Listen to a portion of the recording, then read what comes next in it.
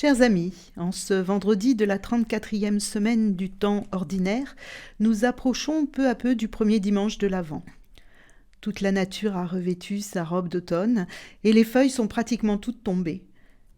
Cette saison nous semble parfois une saison grise et morose et nous aurions plutôt le cœur triste et engourdi. Le passage de Luc que nous allons entendre devrait nous redonner force et courage. Prenons le temps, asseyons-nous bien confortablement, faisons silence dans notre cœur et notre esprit, fermons les yeux et écoutons, sans plus attendre, la parole de Jésus. Évangile de Jésus-Christ selon saint Luc. En ce temps-là, Jésus disait à ses disciples cette parabole. « Voyez le figuier et tous les autres arbres ? Regardez-les. Dès qu'ils bourgeonnent, vous savez que l'été est tout proche. De même, vous aussi, lorsque vous verrez arriver cela, sachez que le royaume de Dieu est proche. Amen, je vous le dis. Cette génération ne passera pas sans que tout cela n'arrive. Le ciel et la terre passeront, mes paroles ne passeront pas.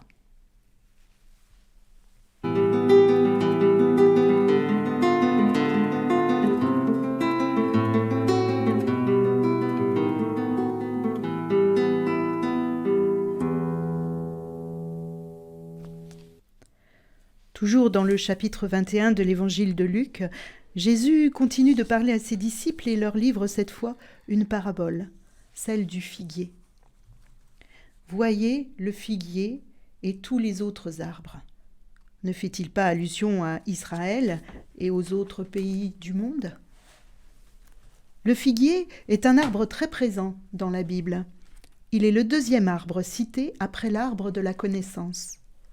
On le retrouve 42 fois dans les livres. Il symbolise la paix, la prospérité, l'abondance, mais aussi la fécondité. Nous le voyons dans le livre de la Genèse, avec Adam et Ève, jusqu'à l'Apocalypse, le dévoilement. Rappelez-vous plus particulièrement le passage de Saint Jean au chapitre 1, verset 48, quand Jésus choisit et rencontre Nathanaël, un de ses disciples. Jésus l'avait vu sous le figuier. En fait, cette parabole nous donne l'impression d'une renaissance. Nous pourrions dire, après la tempête, la paix. Après toutes ces catastrophes citées dans les méditations précédentes, y a-t-il quelque chose qui renaît ? Ne voit-on pas là de l'espérance qui naît de la désespérance ? Cela ne signifie-t-il pas qu'il nous faut accepter, non pas dans le sens de la résignation, non, mais accepter ce qui nous arrive et en tirer des fruits pour que nous puissions mieux rebondir, se servir de nos erreurs, de nos souffrances ? Nous vivons tous des moments difficiles dans nos vies. Ne nous est-il pas demandé de tirer profit de cela pour mieux renaître et refleurir comme ce figuier, pour ne pas sombrer dans la mort, la tristesse ou le fatalisme ? Tous ces bourgeons de justice, de paix, d'amour et de réconciliation, c'est tout cela qui construit le royaume de Dieu. Le royaume de Dieu se construit dans la difficulté. Mais tout n'est-il pas grâce dans le plan de Dieu pour découvrir et faire naître l'essentiel dans nos vies ? Quelle belle espérance, ne trouvez-vous pas ? Avez-vous remarqué que Jésus utilise 3 verbes dans ce passage ? Le verbe voir, voyez le figuier, et un peu plus loin, vous verrez arriver cela. Il utilise aussi le verbe regarder, regardez-les. Et puis le verbe savoir, vous savez que l'été est tout proche.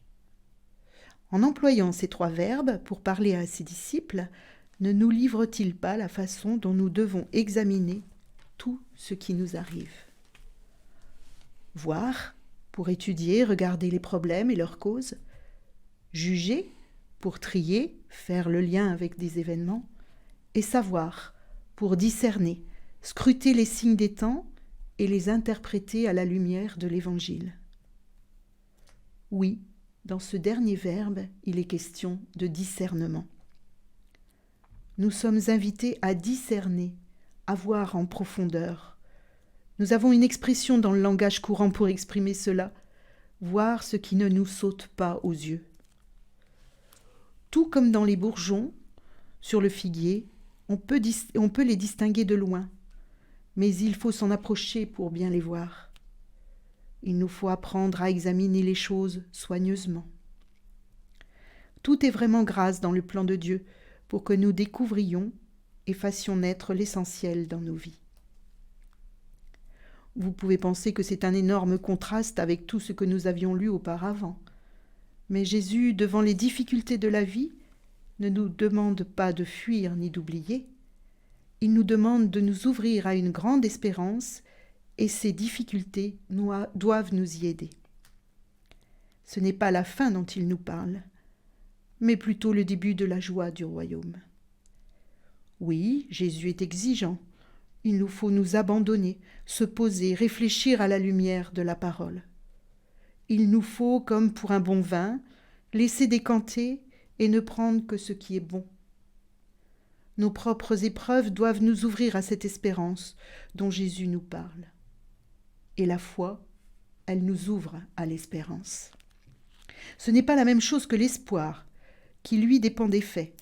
L'espoir renaît car la guerre est finie, ou bien un vaccin contre la Covid-19 est trouvé, ou bien je gagne au loto, et encore je retrouve du travail. L'espérance précède l'espoir. Face à l'épreuve, l'espérance nous garde dans la confiance, la paix, la joie intérieure, et nous préserve ainsi de la peur et de l'inquiétude. Jésus nous demande en fait de ne pas perdre le sens de l'histoire, mais plutôt de nous en servir pour regarder devant, tout comme nous regardons ces bourgeons sur ce figuier. Il nous donne l'indication que l'été est tout proche. Jésus ne nous a pas promis que ce serait facile. Toute notre vie est discernement. Il nous faut sans cesse discerner pour percevoir ce que Jésus nous promet. Toute la Bible est traversée par une promesse de Dieu. Il donne à chacun de nous des paroles de bénédiction. À nous de les découvrir. La dernière phrase de ce passage, « Mes paroles ne passeront pas », est ce que l'on appelle une théophanie, c'est-à-dire une révélation d'un message divin aux hommes. Oui, Jésus se révèle comme Dieu lui-même. « Mes paroles ne passeront pas ». C'est une promesse éternelle. Les paroles éternelles de Dieu sont amour avec un grand A. Et cet amour ne passera jamais, comme nous le dit saint Paul dans la première lettre aux Corinthiens, au chapitre 13, dans l'hymne à l'amour. Quelle belle promesse nous fait Jésus. Oui, la foi nous ouvre à l'espérance, à la certitude que demain sera meilleur qu'aujourd'hui, car Dieu ne nous abandonne pas. Il nous aime, il veut notre bien.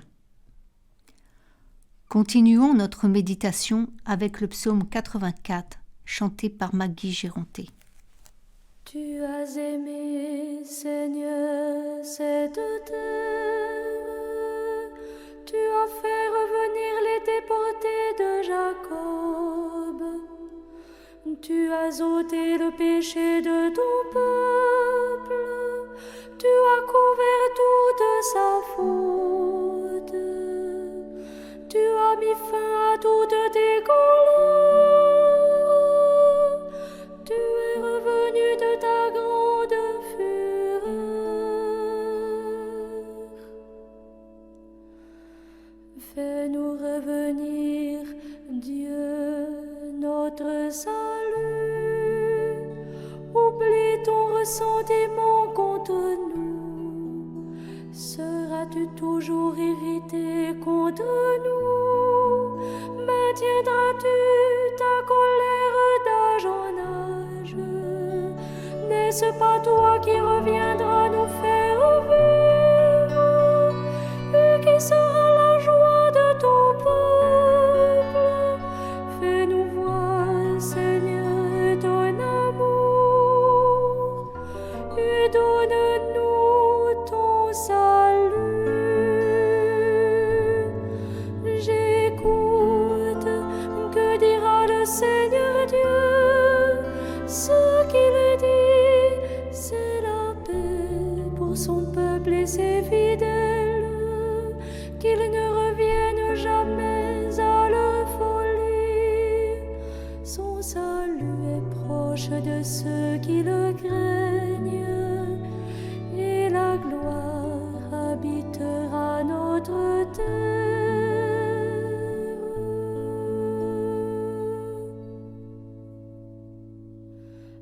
Amour et vérité se rencontrent, justice et paix s'embrassent. La vérité germera de la terre, et du ciel se penchera la justice. Le Seigneur donnera ses bienfaits, et notre terre donnera son fruit. La justice marchera devant lui, et ses pas traceront le chemin.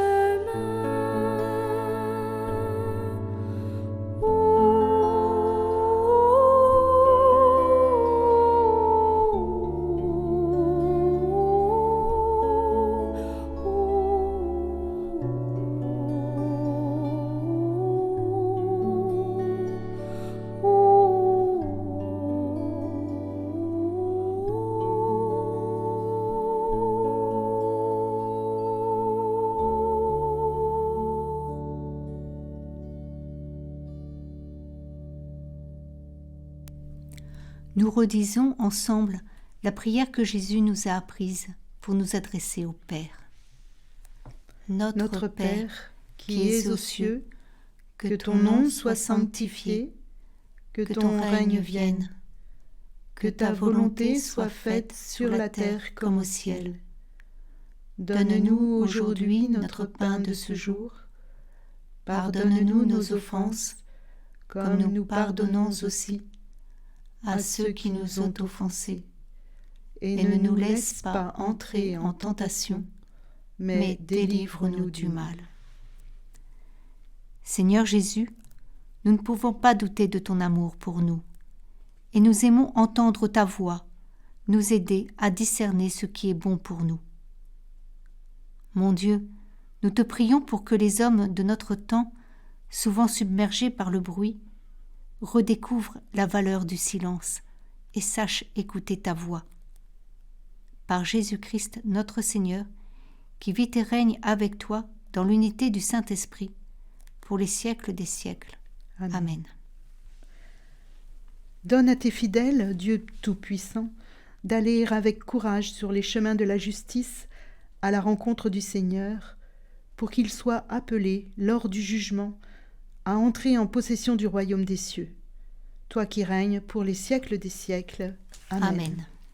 Que Dieu Tout-Puissant nous garde et nous bénisse, le Père, le Fils et le Saint-Esprit. Amen. Amen.